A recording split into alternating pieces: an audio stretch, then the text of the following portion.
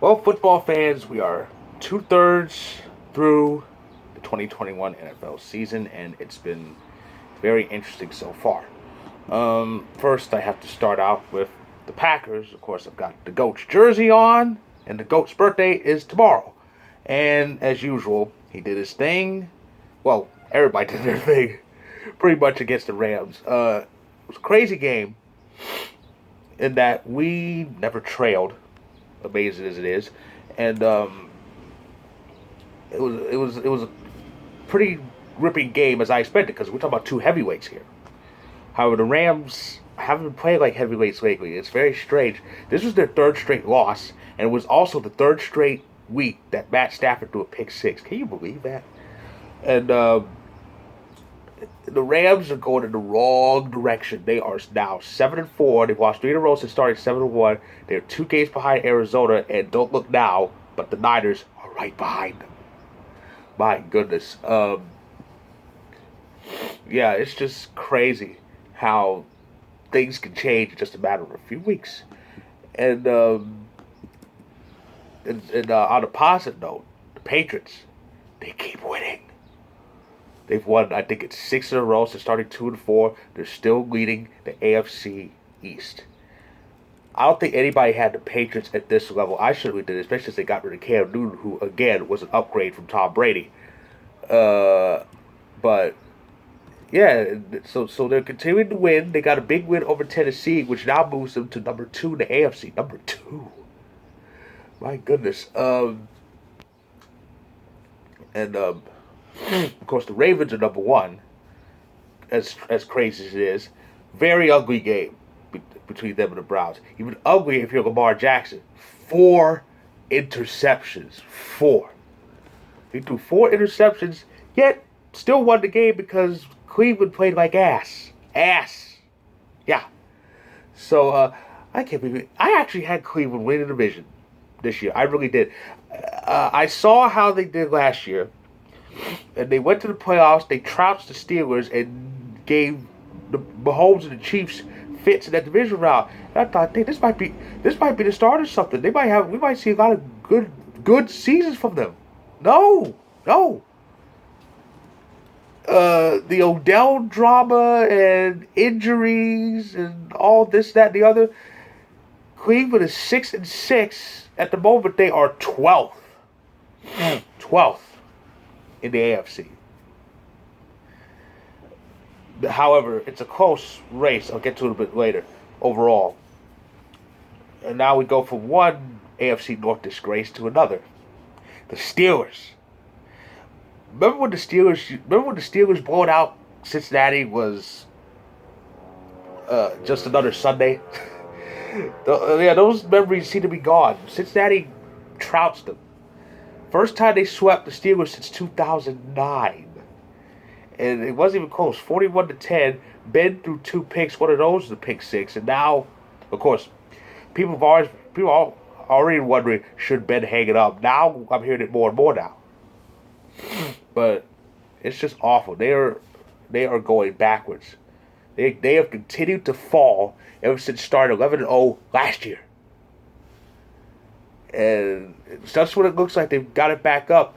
The free fall is starting again. They are 5-5-1, but because the playoff race in the AFC is so bunched up, they actually have a good shot. They just can't slip up again because the AFC is wide open now.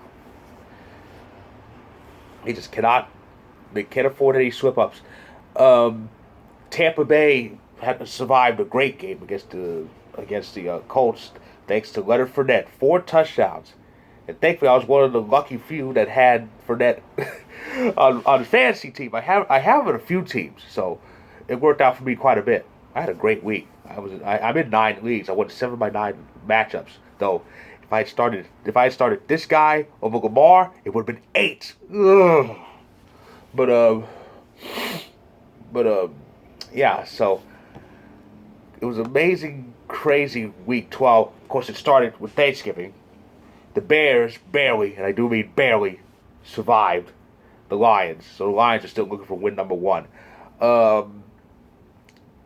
Dallas Mike McCarthy struck again with his incompetence. They lost at home to the Raiders, and Buffalo trounced the Saints. Of course, the news from the Cowboys came out a few days ago. McCarthy tested positive for COVID, so he will not be coaching against the Saints. It'll be Dan Quinn. Yeah, Falcons fans, cover your ears when that name comes up. Dan Quinn will be taking over coaching duties for that game, and yeah, so that should be very interesting. I mean, he does know the Saints. He did due to him coaching the Falcons, so it should be very interesting. But back to the Lions, though. Back to the Lions. So the Lions again. This is why I'm considering to start a petition to get them off Thanksgiving. They entered Thanksgiving winless for I think it was the third time or fourth time in franchise history, and they left Thanksgiving winless. They are 0-10-1. They have 6 games left. Let's look at who they're against. They host Minnesota. Obviously, that's their best chance because Minnesota tends to lose to anybody. They're at home against Minnesota. Then they go to Denver. Then they host Arizona. Yeah, forget it. Then they're in Atlanta. I don't know. And then they're in Seattle. And then they end the season hosting us. They're going to play their hardest in that final week because we are, as Roman Reigns would say, we're the head of the NFC North table. And when you're coming up against the King, you want to really go all out. So that's gonna be their hardest play right there against us at home too. But I think their best chance is this week against Minnesota because again, the Vikings tend to lose to anybody. That's why I thought they were going to win at Thanksgiving because the Bears tend to lose to anybody. But no, that didn't happen. But this week might be it.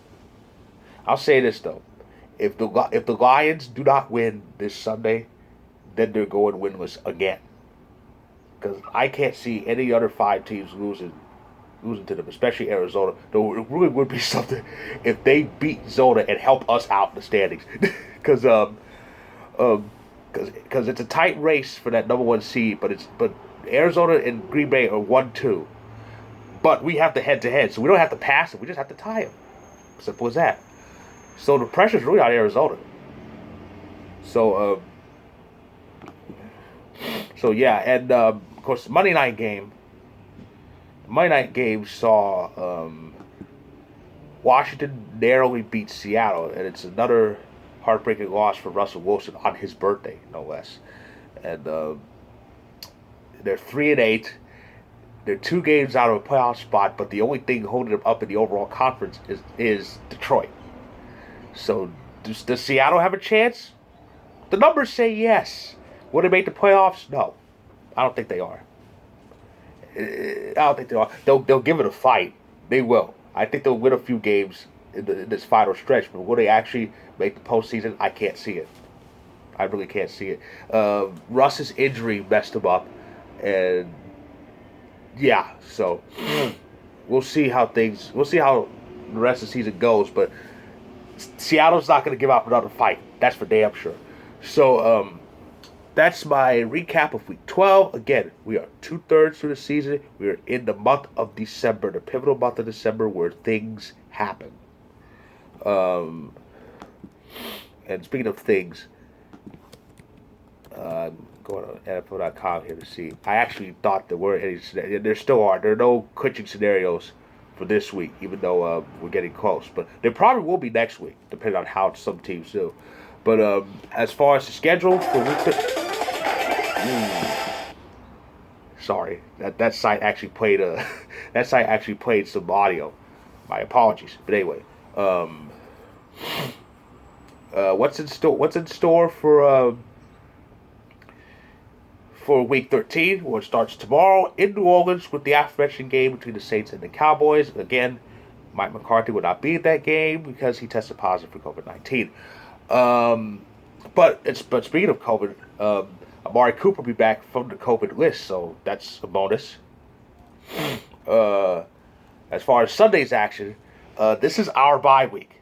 This is our siesta, so we get to watch some things happen. Actually, it's the Packers, the Browns, Titans, and Panthers are all off this week. And while we enter the bye with a win, the other three kind of need a siesta, especially the Browns. But what else? Oh yes, Colts coming off that loss to Tampa. They're in Houston to face the Texans. As I said, the winless Lions are hosting the Vikings. I'm going to do it again. I'm picking Detroit because again, Minnesota tends to lose to anybody. The Bears. I mentioned the Bears. I have to kind of rely on them because they're playing Carolina. They're playing the Cardinals.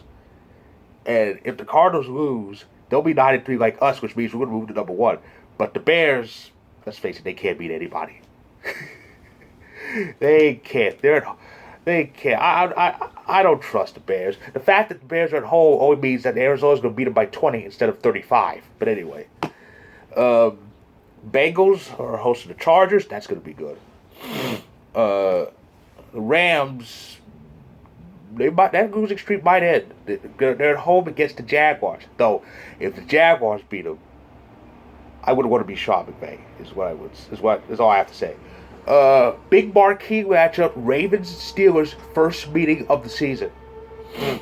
This is the Steelers' last chance to really kind of prove something. Now they won't be eliminated with a loss, but they'll be screwed with one.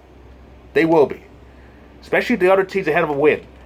But they need to win this game to show that they have some sort of a playoff pulse. They need to. Because if they lose this game, they can pretty much say sayonara to the season. They won't be eliminated, but they'll be pretty much screwed. The Seahawks' road to possible redemption begins at home with the Niners, a big divisional matchup. Sunday Night Football is the Chiefs coming off their bye, hosting the Broncos.